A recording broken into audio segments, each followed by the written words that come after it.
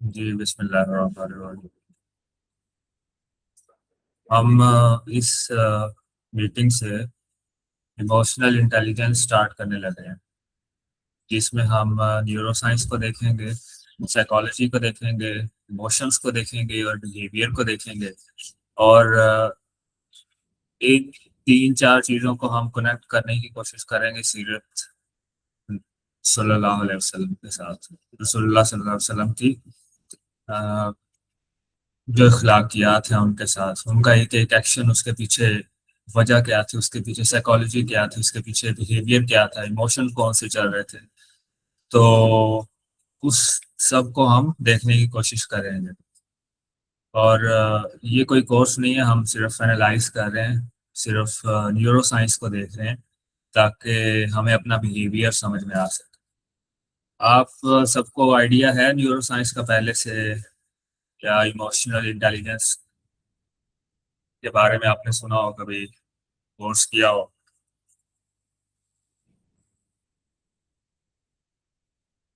कुछ आइडिया है ताकि मुझे पता चल जाए ना कि मैं किस लेवल पे आके चीज़ों को लेके चलूं।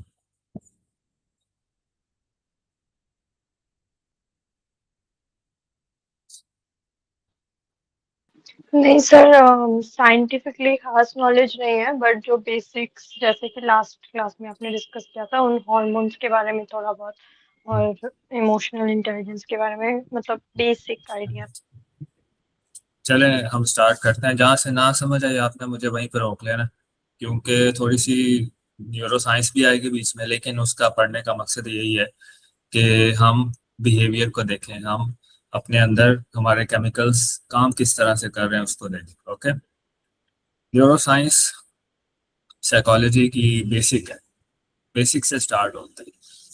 जैसे बहुत से साइकोलॉजिस्ट होंगे, मैं खुद तो नहीं हूँ साइकोलॉजिस्ट, लेकिन चूंकि मैंने कोर्स किया हुआ है तो मुझे पता है कि टेक्निकलिटीज क्या है इसके अंदर। तो बहुत से साइकोलॉजिस्ट क्या करते हैं कि आपके बिहेवियर के पैटर्न्स देखते हैं। जब आप किसी साइकोलॉजिस्ट के पास जाते हैं तो थेरेपी करवाने के लिए, या कोई मेंटल हेल्थ इशू हो, वो क्या करते हैं कि आपके बिहेवियर को देखते हैं, आपके लाइफ एग्जांपल्स को देखते हैं और उसकी बेस पे जज करने की कोशिश करते हैं कि आपकी पर्सनालिटी कहाँ पे जा रही है। लेकिन उससे पीछे अगर देखा जाए तो साइकोलॉजी के पीछे न्यूरो साइंस होती है। न्यूरो साइंस का मतलब हमारा दिमाग है ना, इसके अंदर केमिकल्स फ्लो कर रहे होते हैं। बेसिक केमिकल्स हम डिस्कस करेंगे, कौन कौन से केमिकल का उनकी वर्किंग किस तरह से होती है, तो उस सारी चीज़ों को देखेंगे। तो साइकोलॉजी की बात करते हैं तो उसमें बिहेवियर देखते हैं कि मैंने अगर गुस्सा किया है, या मैंने अगर प्यार से बात की है, या मैंने अगर शुक्रिया अदा किया है, तो अ, वो सारा बिहेवियर साइकोलॉजी में आता है। लेकिन मैंने क्यों किया है, उसकी वजह क्या थी, मैंने गुस्से में बात की है तो क्यों की है, ये हम पढ़ते हैं साइकोलॉजी में। और इस तरह सॉरी, न्यूरो साइंस में, न्यूरो साइंस के अंदर हम कुरान और सीरा को साथ साथ लेके चलेंगे। साइकोलॉजिस्ट क्या करते हैं कि एंजाइटी, डिप्रेशन, पैनिक अटैक, इनके इश्यूज को समझ लेते हैं। इनके इश्यूज को ना वो बिहेवियर के तौर पे देखते हैं, और जो रूट कॉज है उस पर नहीं जाते। और हमारा जो असल मसला है वो है ही हमारा स्ट्रेस, असल में मसला होता है।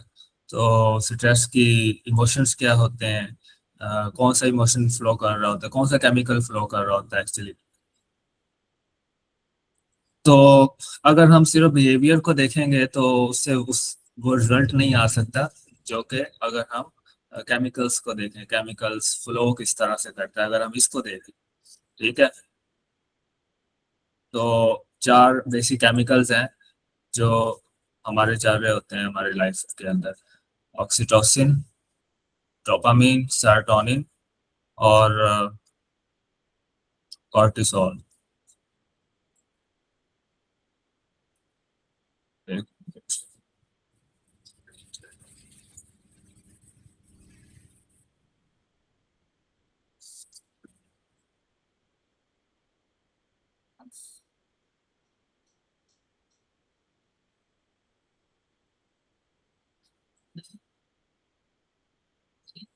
सैडनेस की हम देखते हैं साइकोलॉजी। सैडनेस हमारा हमारे ब्रेन के अंदर एक ग्लैंड होता है जहाँ से सैडनेस कंट्रोल होती है, जहाँ से हम कंट्रोल भी कर सकते हैं, जहाँ से बनती भी है सैडनेस, उसको पिट्यूटरी ग्लैंड कहते हैं। तो जब हम सैडनेस की डेफिनेशन समझते हैं ना, तो आप आपके नज़दीक क्या है सैडनेस की डेफिनेशन? गमज़दा होना, गमगीन होना, किसे कहते हैं? डिफाइन करें, क्यों होते हैं सैड हम?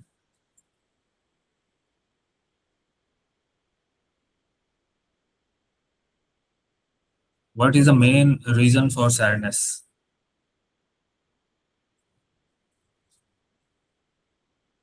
आप आंसर देंगे तो ज्यादा समझ में आएगी, नहीं तो मैं लेक्चर दे के चला जाऊंगा, कोई फायदा नहीं होगा। Sir, sadness,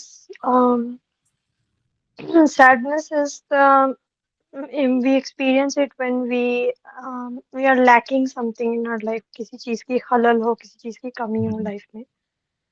दो चीजें होती हैं, सैडनेस आ जाती है जब हमें कोई चीज दी जाती है जिसको हम ना लेना चाहते, और जब हमसे कोई चीज छीनी जाती है जो हम ना देना चाहते। दो चीजें होती हैं, या हमें कोई चीज दी जा रही है, अल्फाज की सूरत भी हो सकती है, किसी भी सूरत में हो सकती है, जो हम नहीं लेना चाह रहे, उसकी वजह से सैडनेस आएगी। और हमसे कोई चीज छीनी जा रही है जो हम नहीं चाहते कि भाई हमसे लो। ठीक है, अगर ये दोनों स्टेट्स एक ही वक्त में आ जाए तो इसको हम ट्रॉमा कहते हैं। ट्रॉमा कैसे होता है? एक ही वक्त में उससे चीज छीनी जाती है जो वो नहीं चाहता, और एक ही वक्त में उससे चीज दी जाती है जो वो नहीं चाहता। ठीक है, इस वक्त जब सैडनेस चल रही होती है, हमारा पिट्यूटरी ग्लैंड होता है, एक खास तरह का केमिकल हमारे बॉडी में रिलीज करता है। पिट्यूटरी ग्लैंड से इमोशंस जनरेट होते हैं। एक टैंक होता है ना, जिस तरह टैंकी होती है, वहां से वॉल्व्स लगे होते हैं, वॉल्व्स से केमिकल्स निकल रहे होते हैं, और हर वॉल्व अलग तरह का केमिकल होता है जो कि रिलीज हो रहा होता है, हर वक्त रिलीज हो रहा हो। अभी आप मैं आपके केमिकल्स रिलीज कर रहा हूँ, कौन से कर रहा हूँ अभी देखेंगे आप। हर लफ्ज के पीछे केमिकल रिलीज हो रहा होता है। अल्फाज की इतनी ताकत है। तो जो लेवल ऑफ सैडनेस है ना, ये पिट्यूटरी ग्लैंड सेट करता है कि इतना इतनी सैडनेस अब इसको देनी है। अब ये कंडीशन है तो इतनी सैडनेस इसके पास आएगी, कॉकटेल बन जाती है। कॉकटेल बनने की वजह से, कोई भी इमोशन हो उसकी वजह से कॉकटेल बनेगी। कॉकटेल हमारे कॉन्शियस ब्रेन की तरफ जाती है। ये जो हमारा सामने वाला ब्रेन है, कॉन्शियस ब्रेन कहते हैं इसको, प्रीफ्रंटल कॉर्टेक्स, जिसे हम सोचते हैं, रैशनल थिंकिंग करते हैं, लॉजिकल थिंकिंग करते हैं। तो ये क्या होता है, ये बंद हो जाता है जब भी कोई इमोशन सैडनेस से रिलेटेड होता है। ये वाला जो सोचने वाला जहन होता है ना, ये बंद हो जाता है। और इसी वक्त एक और ब्रेन का एरिया एक्टिव हो जाता है, उसको अनकॉन्शियस ब्रेन कहते हैं। कॉन्शियस ब्रेन ऑफ हो गया, अनकॉन्शियस ब्रेन ऑन हो जाता है। अगर सैडनेस होती है तो क्या होता है, कॉन्शियस ब्रेन ऑफ हो जाता है, अनकॉन्शियस ऑफ हो जाता ऑन हो जाता है। कॉन्शियस ऑफ, अनकॉन्शियस ऑन, पीछे होता है अनकॉन्शियस। अगर अनकॉन्शियस भी ऑन ना हो तो हम अपनी याददाश्त खो देते हैं। ये बात क्लियर है? जी. जरूरी है कि अनकॉन्शियस ब्रेन ऑन हो? अगर अनकॉन्शियस ब्रेन ऑन नहीं होगा, कॉन्शियस भी ऑफ हो गया, अनकॉन्शियस भी ऑफ हो गया, तो हम अपनी क्या खो देते हैं? मेमोरी।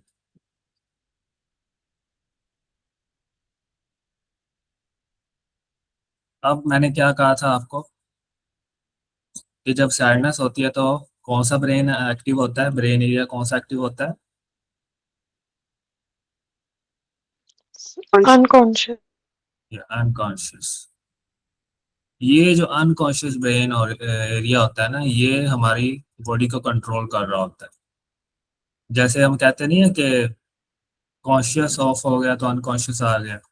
प्रिंसिपल चला आ गया तो वाइस प्रिंसिपल उसकी वजह उसकी जगह पे आ गया। ऐसे होता है ना कि जब प्रिंसिपल की छुट्टी होती है तो वाइस प्रिंसिपल आ जाता है सामने।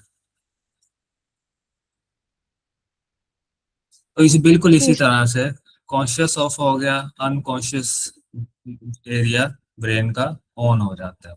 अब जब अनकॉन्शियस एरिया ऑन होता है ना तो हम बच्चे की तरह एक्ट करते हैं, हम इंसान की तरह एक्ट नहीं करते। बच्चा क्या करता है,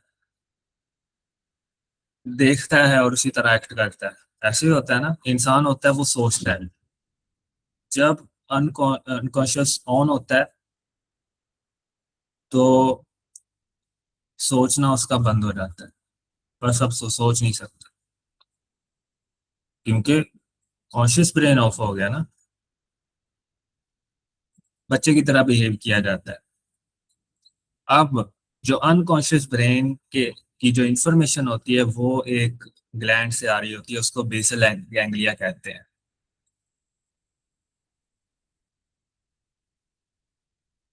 कॉन्शियस ब्रेन की जो इंफॉर्मेशन है वो प्रीफ्रंटल कॉर्टेक्स से आ रही होती है।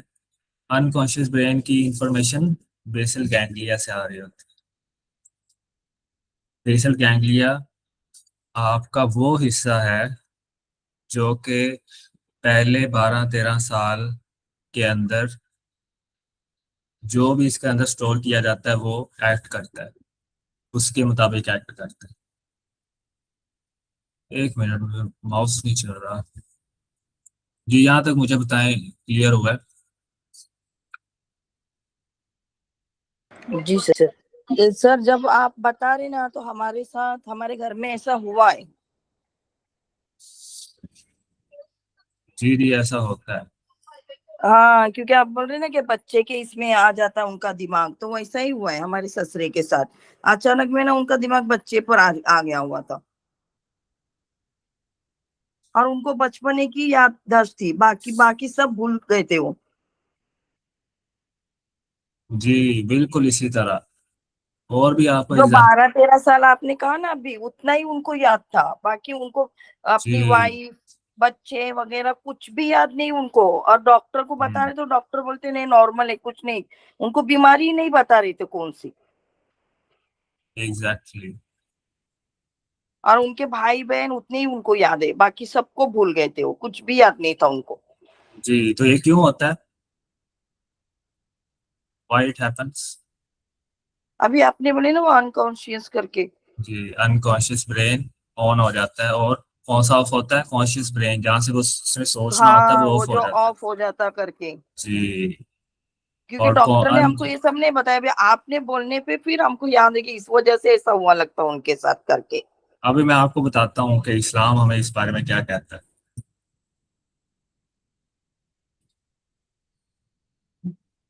तो बच्चे की तरह बिहेव कर रहा है।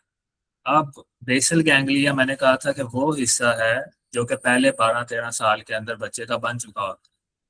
बच्चा क्या करता है, देखता है ना चीजों को, माँ बाप को देखता है, रिएक्शंस को नोट कर रहा होता है।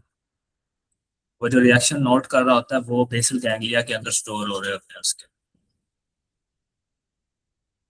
उसको सेव कर लेता है इंफॉर्मेशन। ये इंफॉर्मेशन पहले 12-13 साल के अंदर वो सेव कर लेता है, और फिर बड़ा होता है तो इसी तरह रिएक्ट करता है। जब भी अनकॉन्शियस ब्रेन ऑन होगा वो इसी तरह रिएक्ट करेगा। क्यों? क्योंकि स्टोर हो गया उसके बेसल गैंग्लिया के अंदर।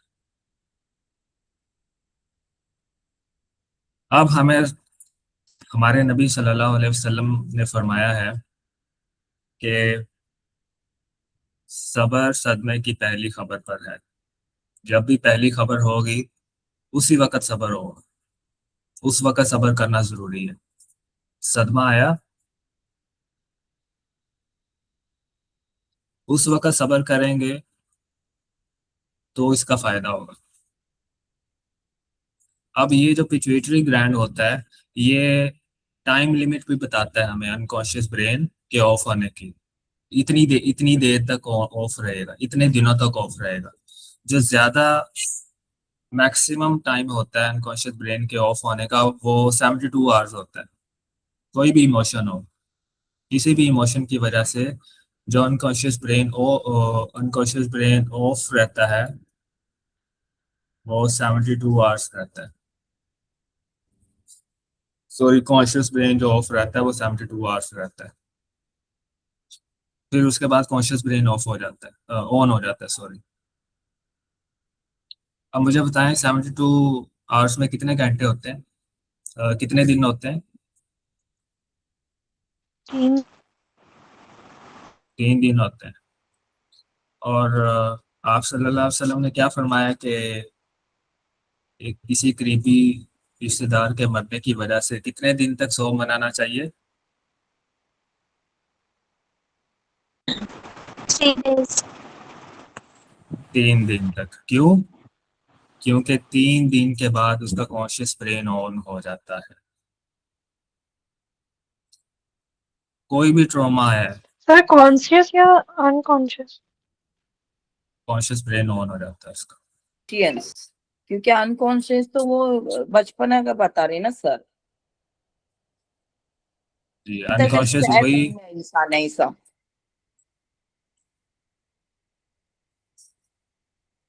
अनकॉन्शियस ब्रेन वही शो करेगा जो कि आपके बचपन में हो गया आपके साथ, बस। इसको चेंज करना मुश्किल होता है, इसकी भी टेक्निक होती है, चेंज हो सकता है, लेकिन अभी उस पर बात नहीं करेंगे, किसी और दिन।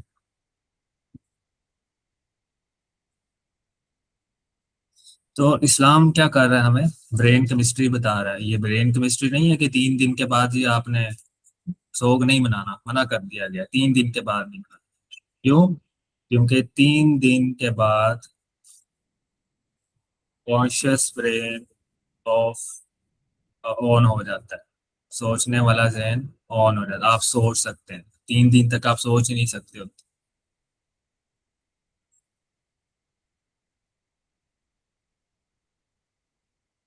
जी, यहाँ तक क्लियर है? जी। जी सर।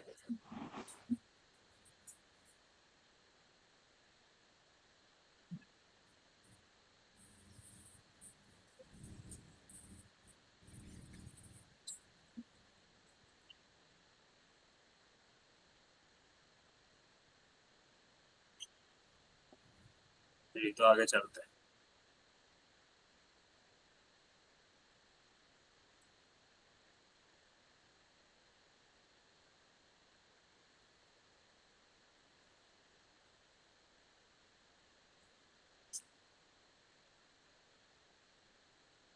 एक मिनट रुकिएगा, मेरा ना माउस काम नहीं कर रहा, तो मैं 1 मिनट देखता हूँ इसको क्यों नहीं कर रहा।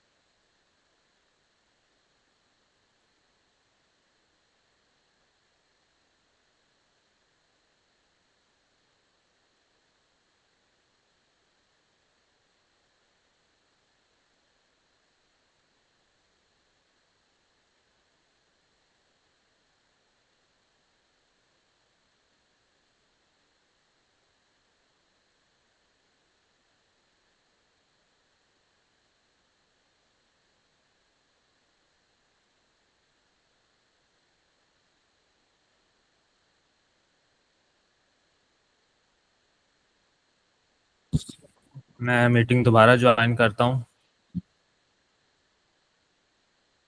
आप ज्वाइन ही रहिएगा।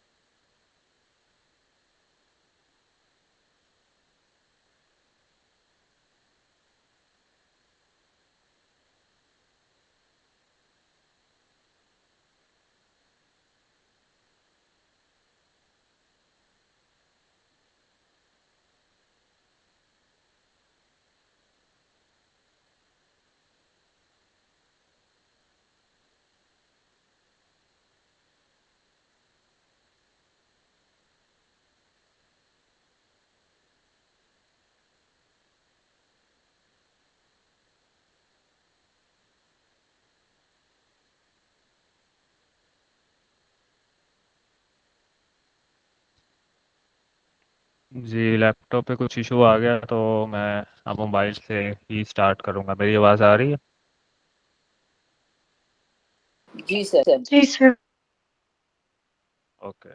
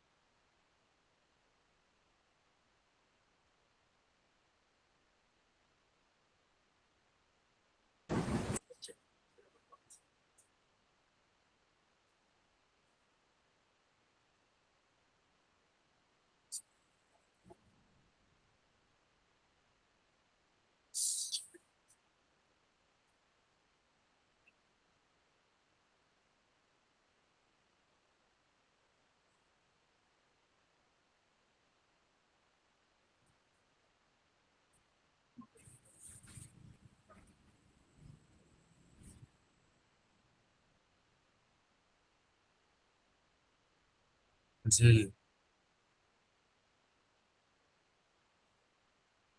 तो मैं कह रहा था कि जब कोई करीबी रिश्तेदार फौत हो जाता है, मरता है, तो इस्लाम हमें बताता है कि 3 दिन तक आपने 3 दिन तक सोग मनाना है। तो उसकी वजह हमने एक्सप्लेन की है।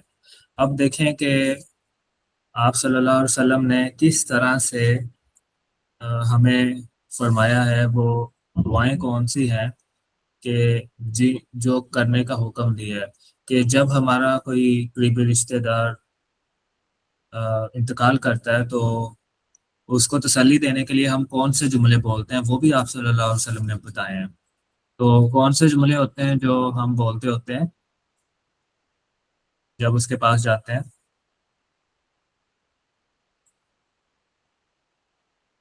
वो दुआएं होती हैं ना, खास दुआएं होती हैं। लिल्लाहि व इन्ना इलैहि राजिऊन।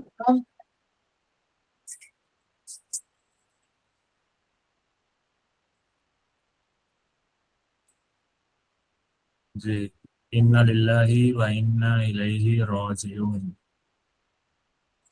अब होता क्या है कि जब भी मैंने कहा था, जब भी सैडनेस आएगी, वो जो बंदा होता है वो सैडनेस की हालत में होता है, जब भी सैडनेस आएगी तो कॉन्शियस ऑफ हो जाता है। अब वो बच्चा बच्चे की तरह बन जाता है, वो बच्चा ही होता है। अगर आप उसे कहेंगे कि ऐसे अल्फाज उसे कहेंगे जिससे तसल्ली ज़ाहिर होती हो, तो अल्फाज तो उसकी समझ में नहीं आएंगे, लेकिन जिस तरह आप एक्ट कर रहे होंगे ना वो उसकी समझ में आएगा। आपके एक्शन को वो देखेगा, आपके अल्फाज को नहीं देखेगा वो बंदा। इस हालत में होता है वो, क्योंकि सोचने वाला ज़हन ही ऑफ होता है उसका। अब मुझे बताएं, आप सल्लल्लाहु अलैहि वसल्लम ने दो किस्म के जो वॉइसेस हैं, जो दो किस्म की आवाज़ें हैं, उन पर लानत फरमाई है। कौन कौन सी है? दो किस्म की आवाज़ें कौन कौन सी है? बैन करना और नोहा करना और मौसीकी। ये दो चीज़ें हैं जिस पे आप सल्लल्लाहु अलैहि वसल्लम ने लानत फरमाई है। अब जो औरत होती है, औरतें होती हैं ना, देखा होता है आपने कि किस तरह वो मौन कर रही होती हैं, वो बैन कर रही होती हैं। जब कोई आ, इंतकाल कर जाता है, किस तरह वो बैन करती हैं। तो उससे क्या जाहिर होता है, वो जो बंदा साथ बैठा होता है, तो वो भी, चूंकि उसका कॉन्शियस ऑफ होता है, तो वो भी उस तरह एक्ट करना शुरू कर देता है, वो भी बैन करना शुरू कर देता है। तो क्या होता है कि उसकी सैडनेस में इजाफा हो जाता है। पहले वो गमगीन है, उसके सामने बैन किया जाएगा, उसके सामने रोआ पीटा जाएगा, तो क्या होगा, उसकी सैडनेस में इजाफा हो जाएगा, उसकी अ, गमगीन होने में इजाफा हो जाएगा। तो हम उसके साथ क्या करते हैं, इसी वजह से आप सल्लल्लाहु अलैहि वसल्लम ने मना फरमाया कि बैन नहीं करना। और ज्यादा गमगीन होगा, दूसरा जो बंदा आता है उसको तसल्ली देता है, उसको तशफ़ी देता है, और उसे ऐसे अल्फाज कहता है कि जिससे उसका ज़हनी तवाज़ुन ठीक हो, जिसकी उसकी गमगीन हालत ठीक हो, तो वो ज़्यादा बेहतर है। इसी तरह, इसीलिए आप सल्लल्लाहु अलैहि वसल्लम ने ये फरमाया कि एक्ट इस तरह से करना है। जी समीरा। सर, अगर हस्बैंड इंतकाल हो जाए ना तो तभी वो 4 महीने 10 दिन का है ना।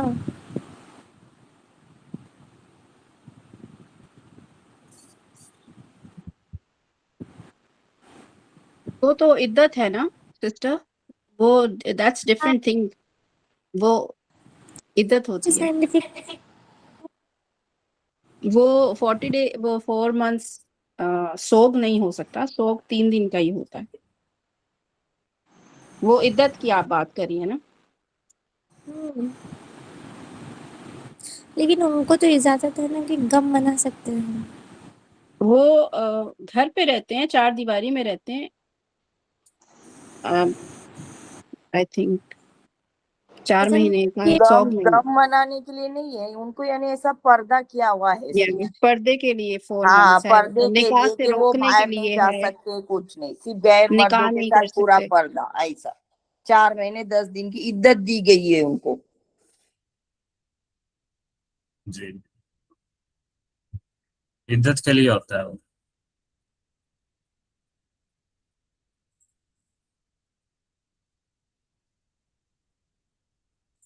तो जब बंदा उसके सामने आता है, उसके सामने दुआएं पढ़ता है, उसके सामने ऐसे अल्फाज कहता है जिससे उसका सब्र बेहतर हो, वो सब्र करना शुरू हो, ना कि पहले से ज्यादा गमगीन हो जाए। आप समझ में आई है कि आप सल्लल्लाहु अलैहि वसल्लम ने क्यों फरमाया कि ये जुल्म है। ये जुल्म क्यों है? क्योंकि उसकी गमज़दा हालत पहले से ज्यादा खराब होती, देखता है जिस तरह बच्चा नहीं देखता होता। ये भी गमगीन है तो हम भी गमगीन हो जाते हैं। दूसरी कंडीशन क्या है, ये भी सब्र करने का कह रहे हैं, तो सब्र करना चाहिए।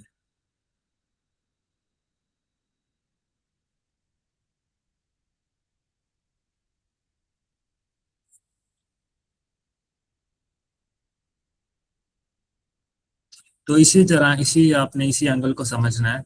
जब एक पेरेंट्स अपने बच्चे को इस हालत में क्या सिखा रहे होते हैं, बच्चा सामने बैठा होता है, रियल बच्चे की बात कर रहा हूँ, बच्चा सामने बैठा होता है, अगर माँ बाप या पेरेंट्स उसके सामने सब्र का मुजाहरा करेंगे तो वो क्या होगा, उसके अनकॉन्शियस ब्रेन के अंदर स्टोर हो जाएगा, उसके पिट्यूटरी ग्लैंड के अंदर पैटर्न बनना शुरू हो जाएगा किसी तरह से करना है। अब जब भी वो बड़ा होगा वो उसी तरह से एक्ट करेगा कि वो सब्र ही करेगा, क्योंकि उसने अपने माँ बाप को सब्र करते हुए देखा है। अगर उसने अपने माँ बाप को बैन करते हुए देखा है और 3 दिन के बाद भी शोक मनाया जा रहा है, तो क्या होता है कि वो भी फिर उसी तरह उसी की प्रोडक्ट बन जाता है, माँ बाप की प्रोडक्ट बन जाता है। फिर उसके मेंटल हेल्थ के इश्यूज होते हैं, फिर उसका सारे न्यूरोकेमिकल्स की बैलेंसिंग खराब हो जाती है।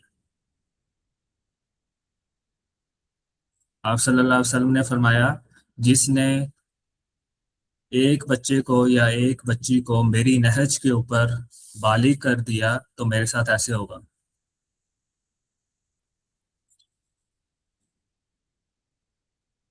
क्यों फरमाया था? क्योंकि उसके जब वो 12-13 साल का होता है, उसके अंदर जो स्टोर कर दिया है अनकॉन्शियसली उसने वही एक्ट करना है। जब भी कॉन्शियस ऑफ होगा, जब भी गुस्सा आएगा, जब भी सैडनेस होगी, जब भी खुशी होगी, उसका अनकॉन्शियस ब्रेन सामने आ जाएगा जो वो हकीकत में है। तो बच्चे का जो जहन होता है वो उसके माँ बाप के पूरे कंट्रोल में होता है। उसके जो सेंटर्स होते हैं, अभी हम देखेंगे सेंटर्स क्या होते हैं, उसके जो सेंटर्स होते हैं वो डायलेट कितने होने हैं, वो कॉन्ट्रैक्ट कितने होने हैं, वो माँ बाप के हाथ में होते हैं, पेरेंट्स के हाथ में होते हैं, या फिर रिश्तेदारों के हाथ में होते हैं। सोसाइटी में जो भी लोग होते हैं उन सब के हाथ में ये सारे सेंटर्स होते हैं। अगर उन सेंटर्स को बढ़ा दिया जाएगा, डायलेट कर दिया जाएगा, मिसाल के तौर पर सैडनेस है, गम गम को बढ़ा दिया जाएगा, तो उसके जो सेंटर्स हैं वो भी बढ़ना शुरू होंगे। तो जब भी उसकी जिंदगी में ट्रॉमा आएगा वो उतना ही सैड होगा जितने उसके सेंटर्स डायलेट हैं। इतने डायलेट हैं तो इतने सैडनेस होगी, इतने डायलेट हैं तो इतनी सैडनेस होगी, बढ़ाते जाएंगे इसको।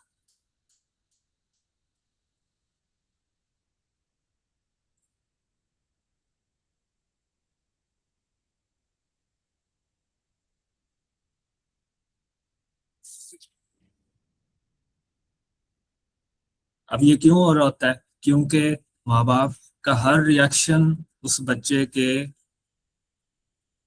अनकॉन्शियस ब्रेन के अंदर स्टोर हो रहा होता है। कॉन्शियस ब्रेन उसका बना ही नहीं होता, 12वें-13वें साल के अंदर जाके उसका कॉन्शियस ब्रेन बनता है। 12 साल के अंदर वो शऊर की हालत में आता है जब वो सोचना शुरू करता है। उससे पहले उसका कॉन्शियस ब्रेन नहीं होता, प्रीफ्रंटल कॉर्टेक्स उसका नहीं बना होता।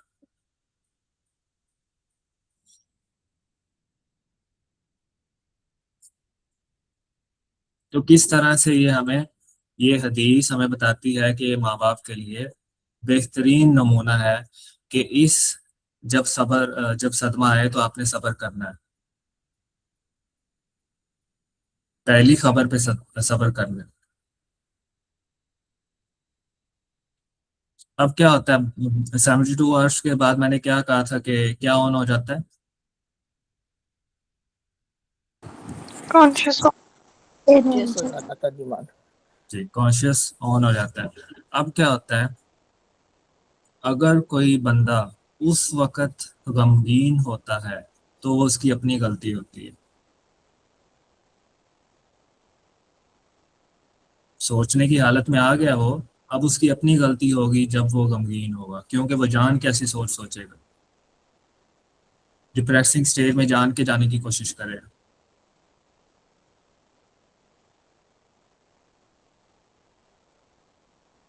जब भी वो उस पे हालत आएगी वो उसकी अपनी गलती होगी, क्योंकि पिट्यूटरी ग्लैंड जो होता है वो कॉन्शियस ब्रेन से थॉट लेता है और अपने अंदर स्टोर कर लेता है और डिसाइड करता है कि अब कितना इमोशन मैंने रिलीज करना है। पिट्यूटरी ग्लैंड को नहीं पता होता कि उसने अनकॉन्शियस ब्रेन से लेना है या कॉन्शियस ब्रेन से लेना है। उसको थॉट आ रहा है, बस आ रहा है, उस थॉट के मुताबिक उसने एक्ट करना है, उसके मुताबिक उसने केमिकल रिलीज करना ही करना है।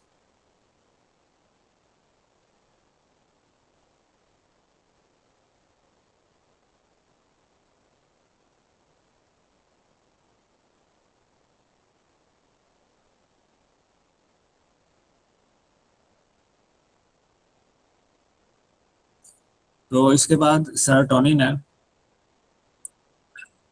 सेरोटोनिन ऐसा केमिकल है जो कि हमारे खुश होने पे या हमारे गुस्सा होने पे एक जैसा ही हाई होता है। यानी इतना है तो गुस्से में भी इतना है और हैप्पीनेस में भी इतना है। इसकी वजह हम आगे पढ़ेंगे। इन सारी इमोशंस को देखते हुए हमें एक बंदे का डिसाइड करना होता है कि इस वक्त इसके साथ क्या चल रहा है, किस इमोशन में ये बंदा है, इसकी सिचुएशन क्या है। इन सारी केमिकल्स की जब हम वर्किंग देखते हैं तो फिर ही हम इन सब को मैनेज कर सकते हैं।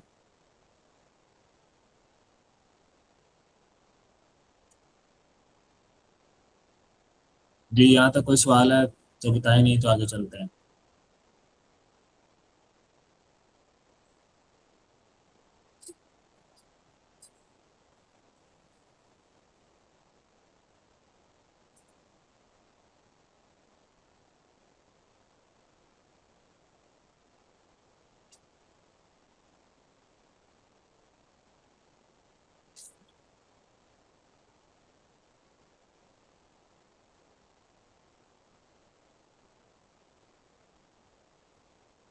न्यूरो ट्रांसमिशन का पता है किसी को क्या होता है?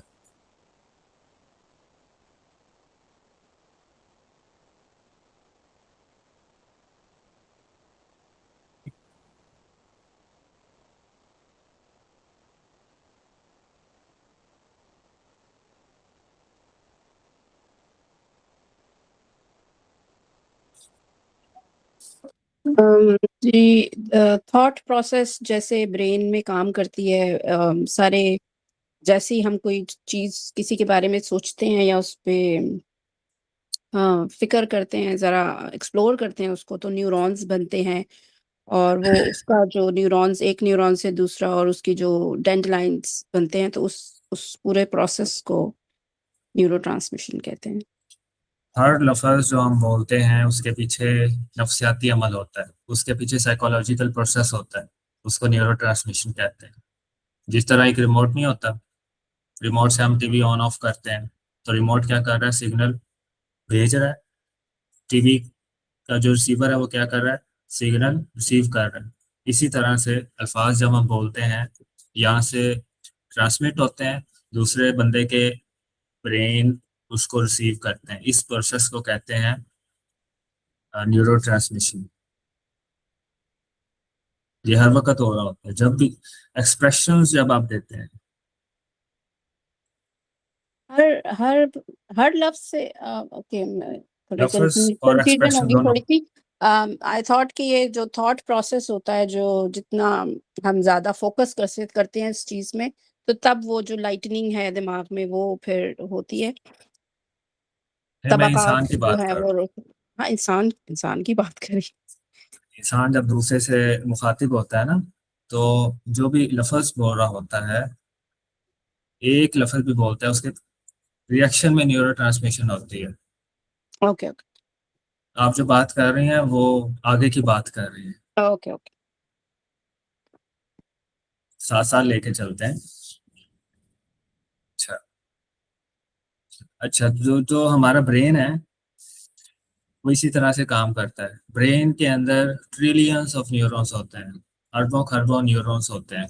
उन न्यूरॉन का एक यूनिट होता है जिसको हम कहते हैं न्यूरॉन। ब्रेन का बेसिक यूनिट होता है जिसको हम न्यूरॉन कहते हैं। जब जब हम दो बंदे आपस में बात कर रहे हो, तो जैसे मैं आपसे बात कर रहा हूँ या आप अपने किसी फैमिली मेंबर से बात कर रही हैं, तो आपको पता होनी चाहिए कि आपकी सेल्फ वर्थ क्या है। उसको अपनी सेल्फ वर्थ का आइडिया होना चाहिए और उस पर यकीन भी होना चाहिए कि मेरी ये वाली इमेज है इस बंदे के सामने, ये बंदा मेरे बारे में ऐसा सोचता है। जब सेल्फ वर्थ क्लियर होती है, जब जिसको कहते हैं ना औकात, एक बाप की, एक बेटे की, एक माँ की, एक बच्चे की, बहन की, बीवी की, शोहर की, जब सेल्फ वर्थ क्लियर होती है तो चीजें समझ आती हैं। हम कुछ और समझ रहे होते हैं, अगला बंदा कुछ और समझ रहा होता है। अगला बंदा आपको यहाँ देख रहा होता है, आप अपने आप को यहाँ देख रहे होते हैं। जब ये चीज क्लियर नहीं होती तो क्लैश आता है। आप यहाँ पे रहकर बात करती हैं, अगला बंदा आपको यहाँ पे समझता है। जहाँ पे आप होंगे वहीं पे आपको बात करनी पड़ेगी। जो बंदा यहाँ पे है उसको यहीं पे बात करनी पड़ेगी, यहाँ से नहीं बात कर सकते, या यहाँ से नहीं बात कर सकते।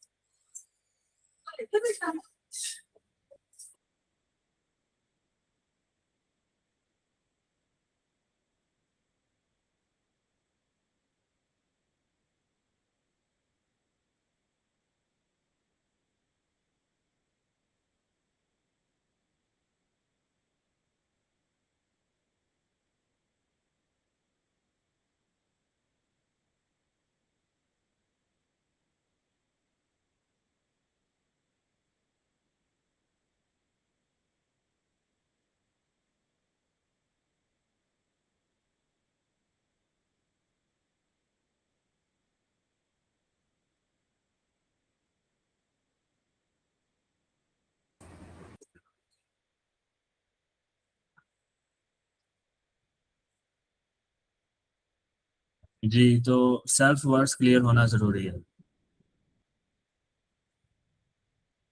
सेल्फ वर्थ क्लियर होगी तो इमोशनल इंटेलिजेंस आएगा, इमोशंस को मैनेज करना आएगा।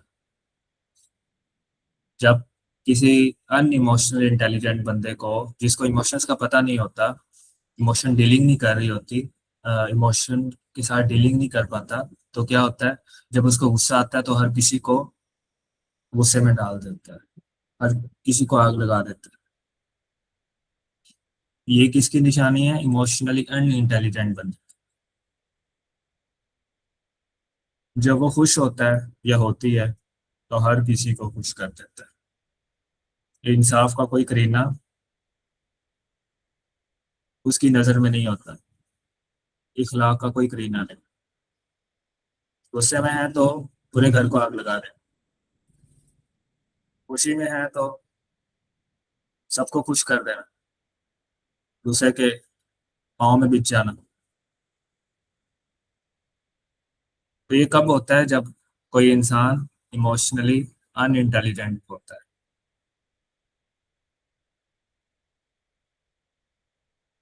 अब बात करते हैं जस्टिस की।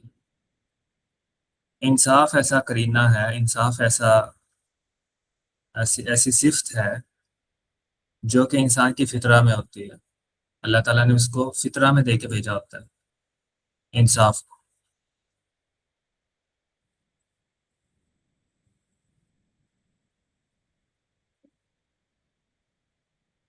इंसाफ और रहम, ये दो ऐसे औसाफ होते हैं जो कि हर इंसान में होते हैं, चाहे वो बंदा जंगल में मौजूद हो, चाहे वो बंदा महल में मौजूद हो। ये औसाफ हर वक्त उस इंसान में मौजूद होते हैं। तो मैंने कौन से औसाफ बताए अभी?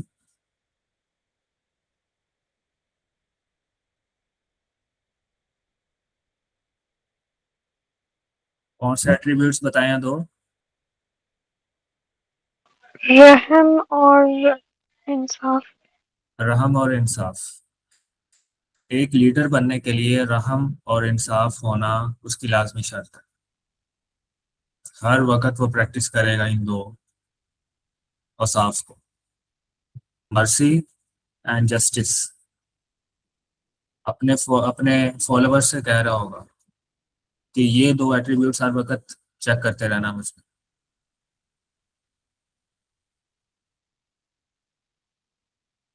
अगर मैं इन एट्रीब्यूट्स पे पूरा नहीं उतरा तो मुझे बताएं, नहीं तो वो लीडर ही नहीं है, उसको हम लीडर नहीं कहेंगे। क्योंकि फितरा की आवाज़ है ना, इंसाफ फितरा की आवाज़ देता है, रहम फितरा की आवाज़ देता है। खुद के भी पॉलिश कर रहा होता है ये दो एट्रीब्यूट्स, और अपने फॉलोअर्स के भी पॉलिश कर रहा होता है। तो ये दो एट्रीब्यूट्स मैग्नेट की तरह एक इंसान के अंदर होते हैं। जिसमें ये दो एट्रीब्यूट्स नहीं है उसको लीडर नहीं कहेंगे हम। अब मैं आपसे एक सवाल करता हूँ, एक बच्चे को अगर प्रेसिडेंट लगा दिया जाए तो क्या होगा?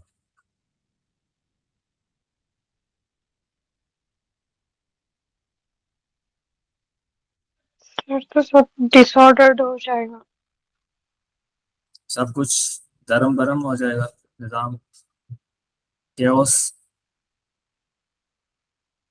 जी। ऐसे ही है। बिल्कुल इसी तरह से जब एक इंसान के अंदर एम्पैथी नहीं होती और उसकी शादी कर दी जाती है तो वो निजाम दरहम बरहम कर देता है। एम्पैथी क्या होती है? एम्पैथी और सिंपैथी में फर्क बताएं।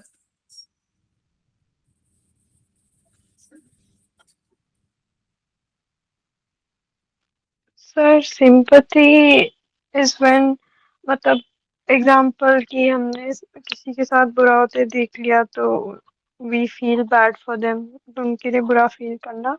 And empathy is when we feel how they feel, like हम मतलब उनका दुख महसूस कर सके।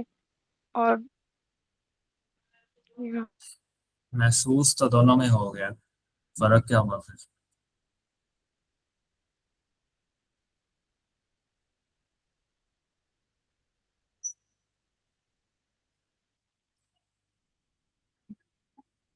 और कोई तुक्का लगाएं, जिनको पता है वो बोलें।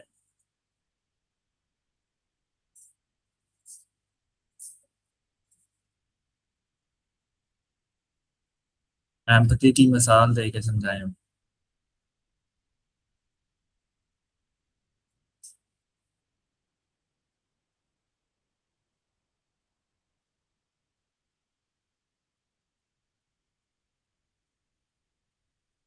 एम्पैथी होती है कि मैं दूसरे इंसान की जगह पे रख के अपने आप को सोचूं। अब मिसाल बताएं।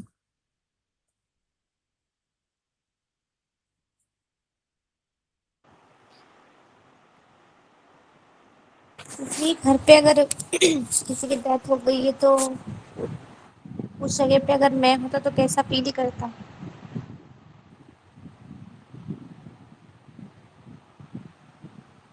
वो सिंपैथी है, फीलिंग जो भी है वो सिंपैथी है। एम्पैथी ये है कि उसकी जगह पे रख के आप अपने आप को सोचें और ऐसा ही एक्ट करें जिस तरह दूसरा बंदा एक्ट कर रहा है। मिसाल के तौर पे किसी बंदे का गाड़ी का पेट्रोल खत्म हो जाता है, रास्ते में चल रहा होता है, गाड़ी का पेट्रोल खत्म हो जाता है। तो अगर मैं उस बंदे के पास आता हूँ, अगर मेरे अंदर एम्पैथी है तो मैं क्या करूँगा? उस बंदे के पेट्रोल का इंतजाम करूँगा, चाहे जहाँ से भी हो, क्योंकि मैंने उसकी जगह पे रख के सोचा है अपने आप। एक्शन ओरिएंटेड होती है एम्पैथी, सिंपैथी एक्शन ओरिएंटेड नहीं होती। एम्पैथी हमेशा एक्शन ओरिएंटेड होती।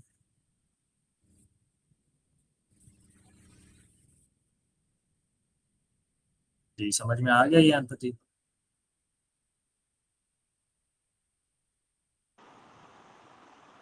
जी।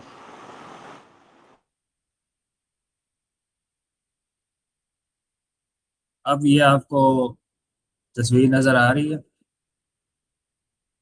ये दरमियान में न्यूरॉन है और ये जो तारें जा रही हैं ये डेंड्राइट्स हैं। जहाँ से ये लाइट जा रही है इसको डेंड्राइट बोलते हैं। न्यूरो ट्रांसमिशन यहाँ पे अकर होती है, ये जो लाइट है, और ये उसी तरह है जिस तरह इलेक्ट्रिसिटी है।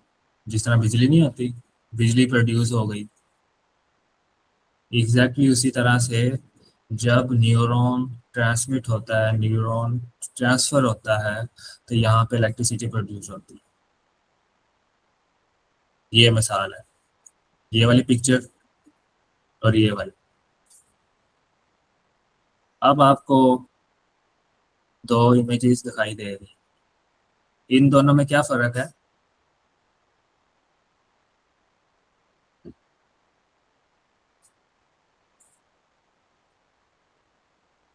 सर एक इमेज में ब्राइट एरियाज ज्यादा है।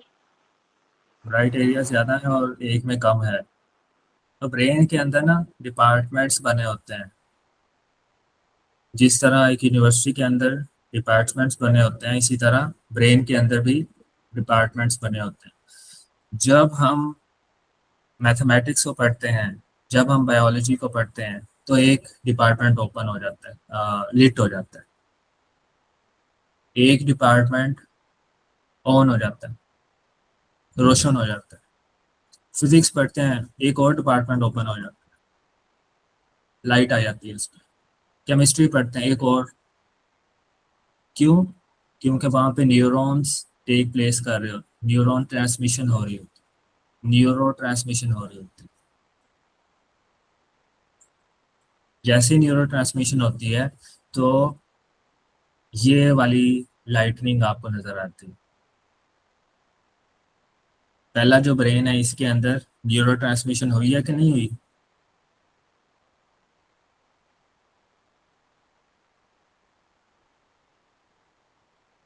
सर हुई। पहला जो आपको ब्लैक ब्लैक नजर आ रहा है,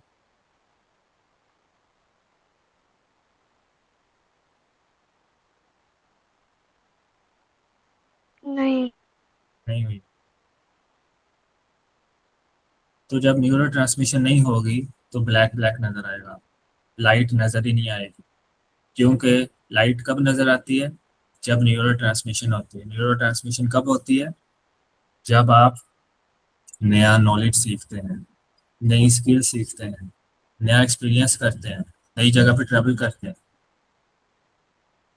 अब ये जो पहले वाला जहन है ना, ये हमारे सब कॉन्टिनेंट का जहन है, जो कि हर वक्त डिप्रेस रहता है।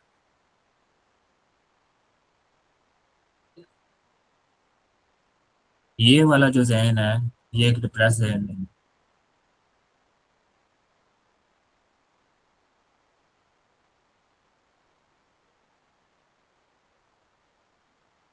तो जिस तरह एक दरख्त होता है ना, उसको पानी देते हैं, पानी देते हैं तो क्या होता है? दरख्तों को पत्ते उगना शुरू हो जाते हैं। इसी तरह एक ब्रेन को जब हम पानी देते हैं तो वहां से पत्ते उगना शुरू हो जाते हैं। पत्ते क्या हैं जी? न्यूरॉन्स।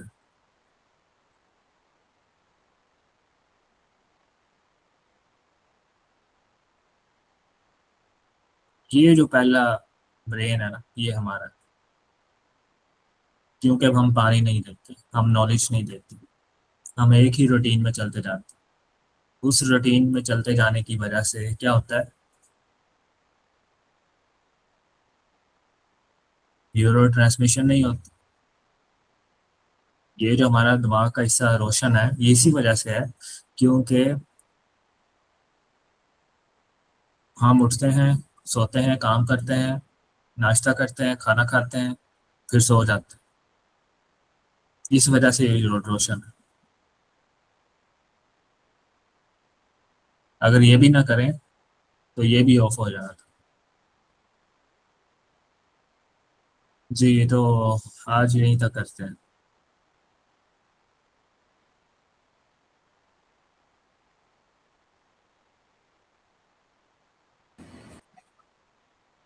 जी, चीजें क्लियर हुई हैं? सर आसान है या मुश्किल है, समझ आया या नहीं? जी, साइंस में पढ़ा था। साइंस में पढ़ा था।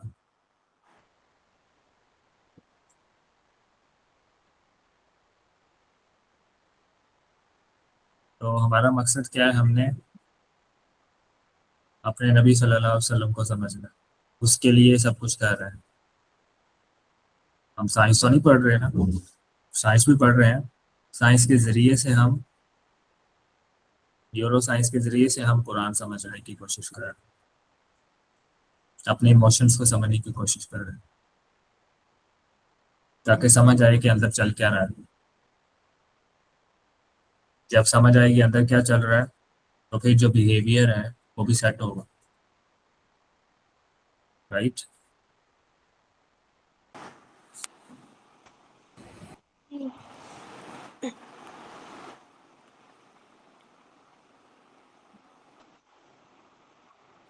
जी, कोई क्वेश्चन है?